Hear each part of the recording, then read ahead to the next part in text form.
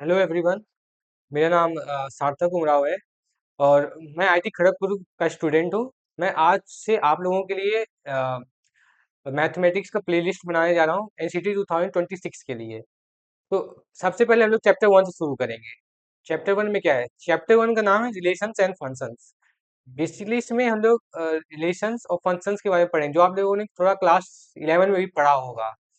तो इसका हम लोग थोड़ा सिलेबस देख लेते हैं एनसीटी 2026 में क्या है। इसमें इसमें बेसिकली यही है कि जैसे कि इसमें टॉपिक है, जैसे टाइप्स ऑफ रिलेशंस में सीखेंगे कौन कौन से, और one two one and one two function है।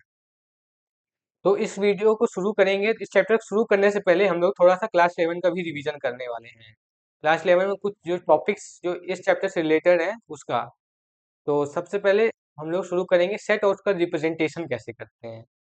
तो पहले समझ लेते हैं सेट क्या होता है। सेट मतलब आपने सुना ही होगा, सेट में क्या होता है। सेट एक कलेक्शन होता है पर्टिकुलर ऑब्जेक्ट्स का, जैसे कि collection of pack of cards, collection of people in a team, crowd of people. ये सब जो कलेक्शन होता है, वेल डिफाइंड कलेक्शन जो होता है ना, उसको हम लोग सेट बोलते हैं। जैसे मैथमेटिक्स की बात करें तो set of odd natural numbers आता है इसके अंदर। और इसमें ये हमको बात याद रखनी है सेट में कि वेल डिफाइंड होना चाहिए कलेक्शन ऑफ ऑब्जेक्ट्स का। ऐसा नहीं कि जैसे मान लो हम एक सेट बनाया कि set of all reverse in India, और उसमें हमने एक एलिमेंट डाल दिया नाइल, नाइल रिवर। वो तो इजिप्ट की है, तो उसका कोई सेंस नहीं बनता। इसमें जितने भी एलिमेंट्स होने चाहिए सेट में, वो आपस में कनेक्टेड होने चाहिए, उनके बीच में एक कोई कॉमन प्रॉपर्टी शेयर करनी चाहिए, या कुछ वो सीक्वेंस फॉलो करना चाहिए, फिर के बीच में कुछ लॉजिक होना चाहिए। और जो इसके अंदर एलिमेंट्स थे सेट के अंदर, वो रिपीट नहीं करने चाहिए। ये एक प्रॉपर्टी होती है, उसको भी याद रखना है। अब हम लोग शुरू करते हैं। तो सबसे पहले इसमें जो आजकल के मैथमेटिक्स में जो जैसे सेट ऑफ नेचुरल नंबर्स हो गया, इंटीजर्स का सेट हो गया, रेशनल नंबर का सेट हो गया, इन सब का सिंबल्स भी हम लोगों ने दिया है। इन सब का कॉमनली यूज सिंबल्स है, जो काफी बुक्स में यूज होता है और एग्जाम्स में भी आता है, तो हमको समझना पड़ेगा। जैसे कि set of all natural numbers, सारे नेचुरल नंबर्स को जो सेट होता है वो इस एन से डिनोट करते हैं। सेट ऑफ ऑल इंटीजर्स को जेड से डिनोट करते हैं। Set of all rational numbers को हम लोग आर से डिनोट करते हैं। आर से नहीं, सॉरी, क्यू से डिनोट करते हैं। क्यू से डिनोट करते हैं, इसको इरेज कर देता हूँ मैं। आर से रियल नंबर्स को डिनोट करते हैं। Set of all rational numbers को क्यू से डिनोट करते हैं। Set of all real numbers को आर से डिनोट करते हैं। सेट ऑफ पॉजिटिव इंटीजर्स को जेड प्लस से डिनोट करते हैं। Set of positive rational numbers को क्यू प्लस से डिनोट करते हैं। Set of positive real numbers को आर प्लस से डिनोट करते हैं। ठीक है। अब इसके बाद क्या है? अ, अब हम लोग आ जाते हैं, जो सेट है उसको रिप्रेजेंट करने के तरीके कितने होते हैं। तो सेट है ना, उसको रिप्रेजेंट करने के दो तरीके होते हैं, रोस्टर फॉर्म और एक set builder form. Roster form में ये होता है कि जितने भी एलिमेंट्स होते हैं सेट के, उसको हम लोग सेपरेट करते हैं बाय यूजिंग कॉमास और कर्ली ब्रैकेट्स यूज करके। जैसे एग्जांपल है set of all vowels in English alphabet. तो इसको रोस्टर फॉर्म में लिखेंगे, curly brackets with A comma I E I O U. देखो इसमें कितने, पांच एलिमेंट्स है और इस सारे कॉमा से सेपरेट किए गए हैं। इसे हम लोग रोस्टर फॉर्म में लिखते हैं। ठीक है, और इसको आप ऐसे नेम लिख सकते हो, ए इक्वल टू ये। ठीक है। अब हम लोग सेट बिल्डर फॉर्म देखते हैं। जैसे मैंने आपको बताया था कि जो सेट होता है उसका एक कॉमन प्रॉपर्टी होती है सारे एलिमेंट्स की। तो सेट बिल्डर फॉर्म में वही हम लोग मेंशन करते हैं, जैसे कि v equal to X, X such that कि X is a vowel in English alphabet. तो वॉवल इन इंग्लिश अल्फाबेट है, तो इसको हम लोग जब डिकोड करेंगे, इसमें क्या आएगा, A E comma I comma O comma U. Simple, इसका मतलब ये कह रहा था, समझ गए। अब जैसे मान लो हमको रिप्रेजेंट करना है set of all x such that X is a natural number and lies between 3 and 10। तो इसको हम लोग सेट बिल्डर फॉर्म में कैसे लिखेंगे? तो कोई भी एक सेट मान लिया, मान लो P। इसमें क्या, X such that X is a natural number, X मतलब कि नेचुरल नंबर को बिलोंग करता है, where X in is in between, मतलब कि 3 and 10। ये हो गया हमारा। ठीक है। इनइक्वालिटीज का हमने इसमें यूज किया है। अब हम लोग आगे बढ़ते हैं। हम लोग क्वेश्चन वन करते हैं। जैसे मान लीजिए कि इसको रोस्टर फॉर्म में लिखना है, right the solution set of the equations X square plus X minus two equal to zero in roster form. पहले हम लोग इस क्वाड्रेटिक क्वेश्चन को सॉल्व करते हैं। X square plus X minus two equal to zero. ठीक है। X square +2x minus X minus two equal to 0। Common लेते हैं, x+2 हो गया, ठीक है। x+2 यहाँ से -1 से मल्टीप्लाई किया इक्वल टू 0। तो इसके जो फैक्टर्स आएंगे, x-1 आएगा, फिर एक फैक्टर, एक आएगा x+2 फैक्टर, ठीक है। ठीक है, अब इसके जो रूट्स आएंगे इस क्वाड्रेटिक इक्वेशन के, इसके आएंगे, एक 1 आएगा, एक -2 आएगा। तो इसको अगर हमको रूट फॉर्म में लिखना है, सिंपल सा, इसको लिख देते हैं 1, -2, सिंपल सा, ठीक है। अब मान लो दूसरा क्वेश्चन पे पढ़ते हैं कि right the set x, x एक पॉजिटिव इंटीजर है, और जो उस इंटीजर पॉजिटिव इंटीजर का स्क्वायर ना <40 होना चाहिए, इन द रोस्टर फॉर्म लिखना है इसको। तो इंटीजर में मान लो 0 का स्क्वायर क्या होगा, 0 का स्क्वायर 0 होगा, 1 का स्क्वायर पॉजिटिव इंटीजर लिया तो 1 का स्क्वायर 1 होगा, 2 का स्क्वायर 4 होगा, 3 का स्क्वायर 9 होगा, 4 का स्क्वायर 16 होगा। अब जो 5 है, 5 का स्क्वायर 25 होगा, 6 का स्क्वायर 36 होगा, और 7 का स्क्वायर इधर गौर करेंगे तो 7 का स्क्वायर 49 होगा, जो 40 से ज़्यादा जा रहा है तो इसको नहीं लेंगे, यहाँ तक सारे एलिमेंट्स लेंगे। तो इसका क्या सेट बन जाएगा, 0 1 2 3 4 5 6 तक, ठीक है। इसको बोल दिया, इसको हम लोग ऐसे नाम दे सकते हैं पी, ठीक है। अब नेक्स्ट क्वेश्चन पे बढ़ते हैं आगे। Right the set A equal to 1 4 9 16 25 से लेके इन्फिनिटी तक इन सेट बिल्डर फॉर्म। अब इसको सेट बिल्डर फॉर्म में लिखना है, तो इसमें फिर से एक कॉमन प्रॉपर्टी ऑब्जर्व करेंगे कि ये स्क्वायर्स है नेचुरल नंबर का, तो इसको कैसे लिखेंगे, A equal to X, X such that X such that की X equal to N square हो गया, ठीक है। Where N belongs to natural number, ठीक है, ये भी इजी था, ठीक है। अब नेक्स्ट क्वेश्चन के ऊपर पढ़ते हैं। जैसे अब इसको में देखो, ये सेट है 1/2 2/3, इसको in the set builder form में रिप्रेजेंट करना है। अगर हम इसमें ऑब्जर्व करें, इसमें जितने भी फ्रैक्शंस हैं, जैसे न्यूमरेटर को ऑब्जर्व करोगे, न्यूमरेटर नेचुरल नंबर्स हैं, ये बढ़ते जा रहे हैं, +1 हो रहा है, 1 2 3 4 5 6, और जो डिनोमिनेटर है वो न्यूमरेटर से एक ज़्यादा है। तो कुछ समझ आ रहा है हम लोगों की, ऐसा कुछ फॉर्म पे एन बाई n+1 फॉर्म पे। तो इसको सेट बिल्डर फॉर्म में लिखना है, तो ये मतलब इजी है काफ़ी, मतलब इसको ऐसे लिख सकते हो कि x such that x equal to n by n+1, ठीक है, where n belongs to natural number, ठीक है। तो अब नेक्स्ट स्लाइड पे बढ़ते हैं। अब हम लोग शुरू करने वाले कार्टेशियन प्रोडक्ट। जैसे कार्टेशियन प्रोडक्ट क्या होता है, कार्टेशियन प्रोडक्ट को आप रिलेट कर सकते हो पेयरिंग से। पेयरिंग, दो या दो से ज्यादा सेट की पेयरिंग करना, मतलब जैसे यहाँ सेट ए है, ए में रेड और ब्लू कलर है, रेड और ब्लू है, और बी सेट है बी सी कॉमा एस।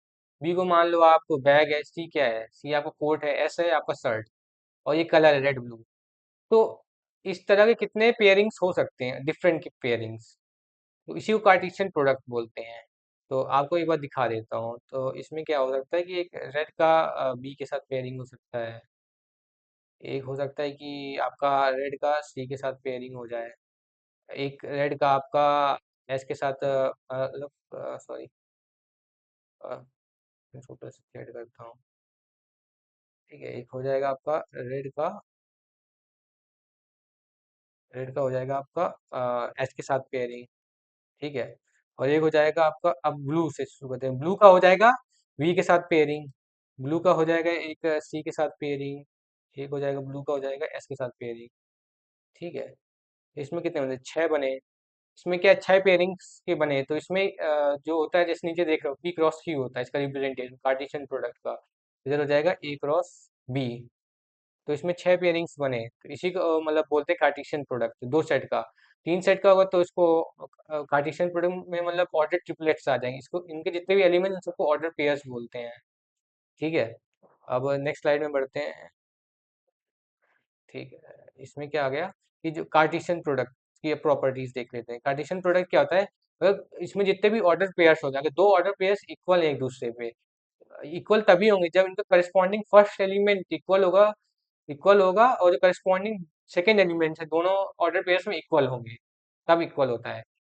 अगर दो सेट हैं, अगर सेट ए में पी एलिमेंट्स हैं और सेट बी में क्यू एलिमेंट्स हैं, तो उनके जो कार्टेशियन प्रोडक्ट होता है उसमें पी इंटू क्यू एलिमेंट्स होंगे। ठीक है। और अगर कोई भी सेट ए या बी एम्प्टी है, नॉन एम्प्टी है, or non empty and either A and B is an infinite set, या फिर इनमें से कोई भी एक इनफिनाइट सेट है, देन तो उसका सेम तरह का रिजल्ट भी ए क्रॉस बी में आएगा। ठीक है। अब नेक्स्ट स्लाइड में बढ़ते हैं। ठीक है, कितना 13 स्लाइड। ठीक है। अब ठीक है, अब क्वेश्चन करते हैं। अगर P में तीन एलिमेंट्स है, A B C and Q में सिर्फ एक आर एलिमेंट है, तो इसका हम लोगों को कार्टेशियन प्रोडक्ट निकालना है और बताना है कि P क्रॉस Q और Q क्रॉस P मतलब इक्वल है कि नहीं दोनों कार्टेशियन प्रोडक्ट। तो बेसिकली अगर P का Q के साथ कार्टेशियन प्रोडक्ट लोगे, तो इसका मतलब इसका आ जाएगा, P का Q के साथ कार्टेशियन प्रोडक्ट लोगे तो इसमें पेयरिंग करो।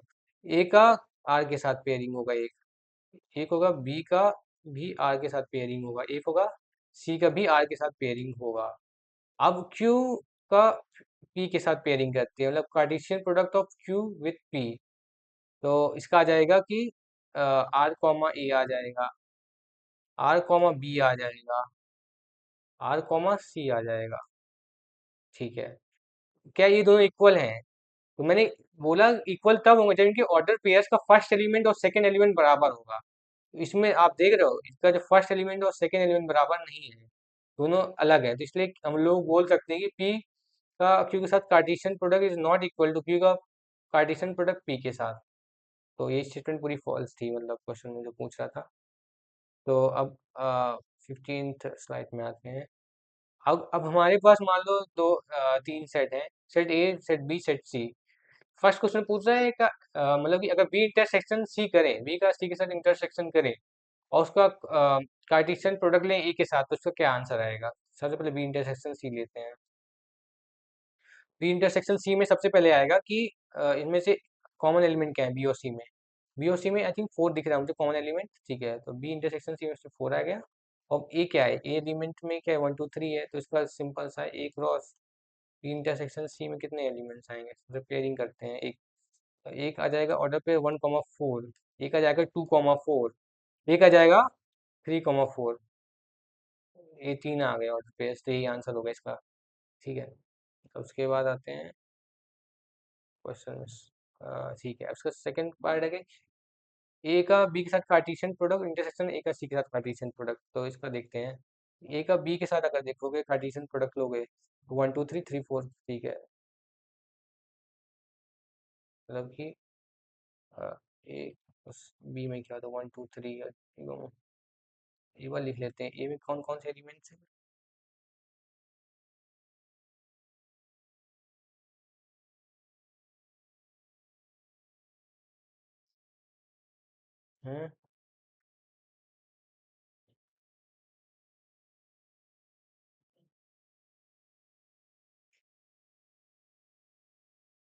ठीक है। ए में क्या, कौन कौन से एलिमेंट, 1 2 3 था, और बी में कितने कौन कौन से एलिमेंट्स थे? बी में देखते हैं तो हम लोग देखेंगे कि बी में मान लो जैसे कि थे एलिमेंट्स 3 4 था। ठीक है, बी में था तुम्हारा 3 4। तो अब हम लोग इसका कार्टेशियन प्रोडक्ट लेते हैं, और वन का थ्री के साथ पेयरिंग हो जाएगा, वन का तुम्हारा फोर के साथ पेयरिंग हो जाएगा। अब तुम्हारा हो जाएगा टू का थ्री के साथ पेयरिंग, टू का हो जाएगा तुम्हारा फोर के साथ पेयरिंग हो जाएगा। ठीक है। अब तुम्हारा थ्री का थ्री के साथ पेयरिंग होगा और थ्री का फोर के साथ पेयरिंग होगा। ठीक है। अब ए क्रॉस सी का कार्टेशियन प्रोडक्ट देख लेते हैं। ए क्रॉस सी का कार्टेशियन प्रोडक्ट, सी में कौन कौन से एलिमेंट्स आते हैं, 4 5 6 आते हैं। इधर इधर लिख लेते हैं, सी के 4 5 6 आते हैं। ठीक है, एलिमेंट्स सी में 4 5 6 आते हैं एलिमेंट्स ना, 4 5 6। ठीक है, सी में 4 5 6 आते हैं। तो अब ए क्रॉस ए का सी के साथ कार्टेशियन प्रोडक्ट देखते हैं। तो ए का सी के साथ अगर कार्टेशियन प्रोडक्ट देखेंगे, तो 1 4 हो गया। ठीक है, 1 5 हो गया। ठीक है, 1 6 हो गया। ठीक है। अब ठीक है, ए में ठीक है। अब इसमें इसे मान लो 2,4 हो गया, 2,5 हो गया। अब होगा तुम्हारा 2,6। ठीक है।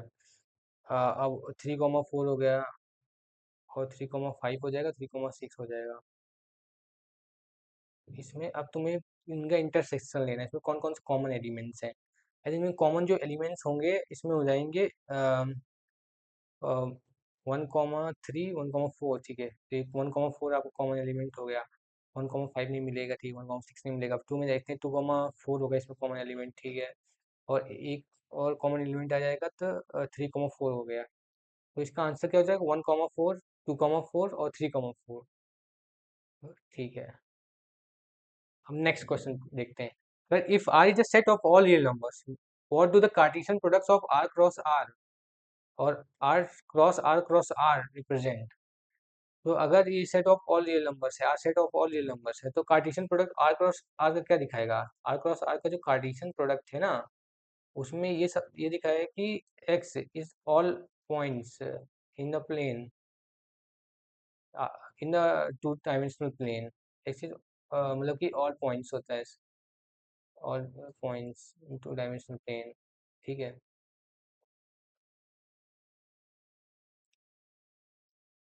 प्लेन, ठीक है। ठीक है, और आर क्रॉस क्या रिप्रेजेंट करेगा। आर क्रॉस आर रिप्रेजेंट करेगा कि एक्स क्या होता है, कि एक्स होता है, x is all points in a three-dimensional plane. So in three-dimensional plane नहीं, sorry, three-dimensional space। ठीक है, तो ये हो गया। उसके बाद हम लोग देखते हैं अब दूसरा स्लाइड। अब हम लोग रिलेशंस के बारे में बात करते हैं। रिलेशंस, जैसे ये टॉपिक मैथमेटिक्स का है, कि आपने क्लास 11 में पढ़ा होगा, तो इसको थोड़ा रिवाइज करते हैं। मान लो तो हमारे पास सेट है, एक पी है और एक क्यू है। ठीक है, पी है, एक क्यू है। पी में एक बी सी ए एलिमेंट्स है, और क्यू में अली, भानु, बिनोय, चंद्र और दिव्या नाम के 5 एलिमेंट्स हैं। अब हमें रिलेशंस देखना है, तो बेसिकली अब इसमें मान लो तुम्हारा क्या होगा, इसका कार्टेशियन प्रोडक्ट निकालते हैं इनका। पी क्रॉस क्यू का कार्टेशियन प्रोडक्ट का निकालें। इसमें क्या आएगा, ए कॉमा अली आएगा। ठीक है, बी कॉमा अली आएगा। ठीक है, सी कॉमा अली आएगा। ठीक है, ये होगा इस नाम का। और इसमें हो जाएगा बी कॉमा भानु आएगा। ठीक है, और इसमें क्या आ जाएगा, ए कॉमा भानु आएगा। और इसमें आएगा सी कॉमा भानु आएगा। ठीक है, अब उसके बाद हम लोग देखते हैं इसमें, जैसे कि इतने सारे एलिमेंट्स, अब सी का सी कॉमा अली आएगा। ठीक है, और इसमें बी में भी था। ठीक है, सी कॉमा भानु आएगा, और सी कॉमा बिनो में भी आएगा। तो इस तरह के कई सारे एलिमेंट्स आते रहेंगे आगे, इन सबका मतलब रिलेशन इसका इसके साथ है। इसका इन सबका पेयरिंग करेंगे तो काफ़ी सारे एलिमेंट्स हैं। कितने आएंगे, एक दो तीन चार पाँच, 15 एलिमेंट्स आएंगे कम से कम इस सेट में। ठीक है, तो अब हम लोग रिलेशंस देखते हैं। रिलेशंस क्या होता है, मान लो कि ये पी के ये एलिमेंट्स हैं, ए बी सी, और ये क्यू के एलिमेंट्स हैं। तो बेसिकली अगर रिलेशन देखना है, तो मान लो एक जैसे अगर ये रिलेशन कंस्ट्रक्ट करना है, तो इसमें क्या आता है। मान लो इसमें जो एक्स जो फर्स्ट लेटर है, first letter of the name है, तो मान लो अली का फर्स्ट लेटर ए होता है, इसका ए के साथ रिलेशन है। बिनोय का फर्स्ट लेटर बी है, तो उसका बी के साथ रिलेशन है। चंद्रा का फर्स्ट लेटर सी, तो उसका सी से रिलेशन है। तो जितने भी कार्टेशियन प्रोडक्ट्स में तो 15 पेयरिंग्स के ऑर्डर पेयर्स थे। पर अगर हम लोग को पर्टिकुलर पेयर्स चाहिए, तो उसके लिए हम लोग रिलेशंस कंस्ट्रक्ट करते हैं। तो ऐसा हम लोग ये भी बोल सकते हैं कि जो रिलेशन होता है कोई भी दो सेट्स का पी और क्यू का, वो हमेशा सबसेट या फिर इक्वल होता है उसके कार्टेशियन प्रोडक्ट के। तो ऐसा हम लोग बोल सकते हैं। अब हम लोग आगे चलते हैं। तो जो रिलेशन, मान लो relation R from a non empty set A to non empty set B, subset होता है कार्टेशियन प्रोडक्ट का ए क्रॉस बी, ये तो बता दिया। तो जो होता है ना, the set of all first elements of the order pairs in relation R from a set A to set B is called domain of the relation are.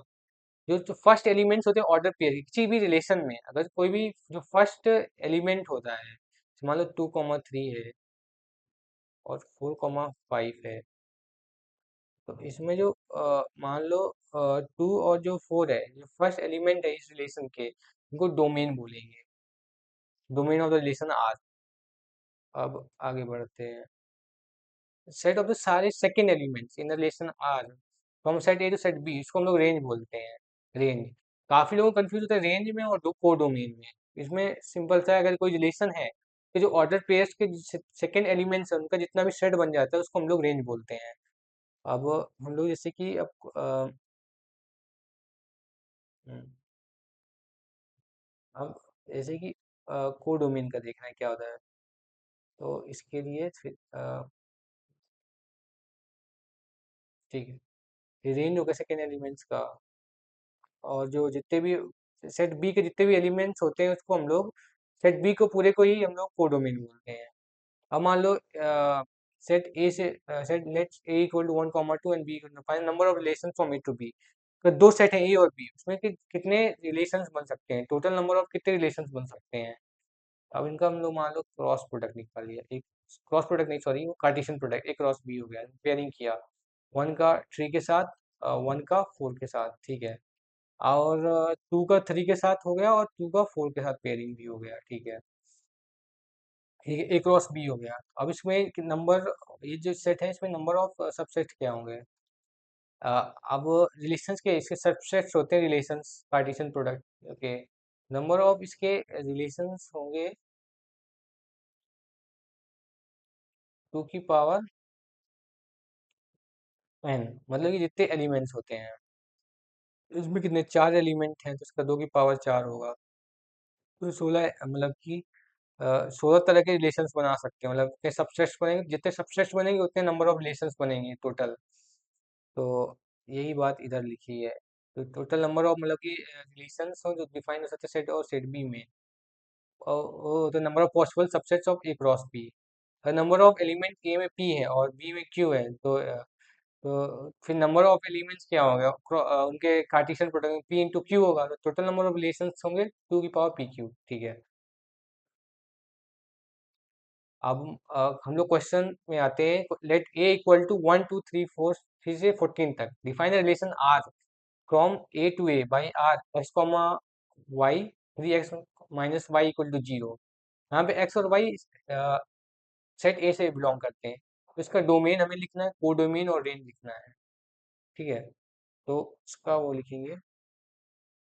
तो बेसिकली इसमें करने के लिए हम लोग करते हैं,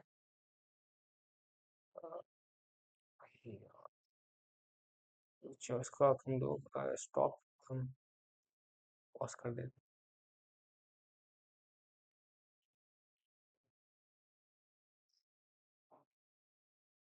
चलो हम लोग फिर स्टार्ट करते हैं इसका।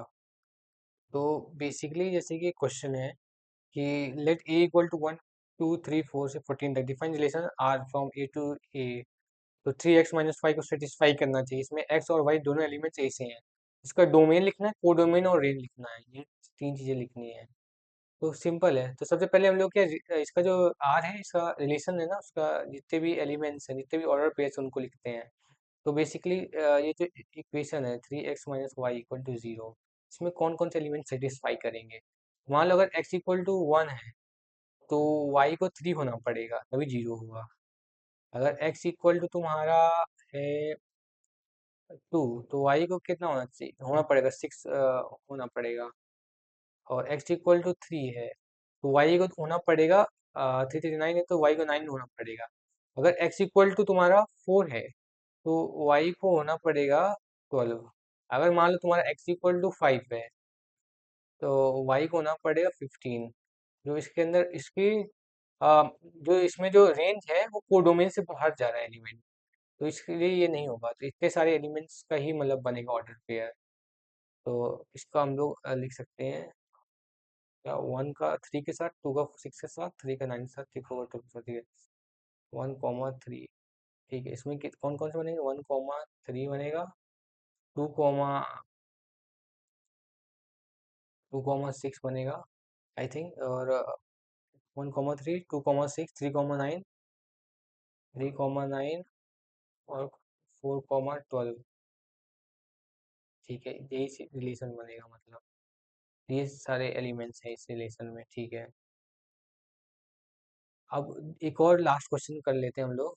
इसमें क्या है कि जो सेट ए है इसमें 1 2 3 4 5 चार एलिमेंट्स हैं, और बी में 4 6 9 है। Define a relation R from A to B by R X comma Y, the difference between X and Y is odd, X A से और वाई बी से है। तो रोस्टर फॉर्म में लिखना है, ये भी आसान है। रिलेशन रिलेशन को मतलब दिया है कि एक्स और वाई का जो डिफरेंस है ऑड है। अब जो ऑड नंबर कैसे आता है, दो नंबर्स को ऑड तभी आता है अगर इवन माइनस ऑड हुआ तो भी ऑड आएगा, ठीक है। अगर ऑड माइनस इवन हो गया तब भी ऑड आएगा, ठीक है। अगर इवन माइनस इवन होगा तो ऑड इवन ही आएगा, उससे कोई मतलब नहीं। तो इसका मतलब बेसिकली ये बोल रहा है कि mod of X minus Y निकालना है। Mod of X minus Y basically odd होना चाहिए, ये क्वेश्चन बोल रहा है, ठीक है। तो इसमें मान लो दो केस हो सकते हैं। एक होगा कि बेसिकली दो केस हो सकते हैं कि मान लो कि एक फर्स्ट एलिमेंट इवन हो, फर्स्ट ऑर्डर पे इवन, सेकंड ऑड हो। और दूसरा हो सकता है कि सेकंड मतलब कि फर्स्ट इवन और सेकंड वाला ऑड हो। तो यही करना है हम लोगों को।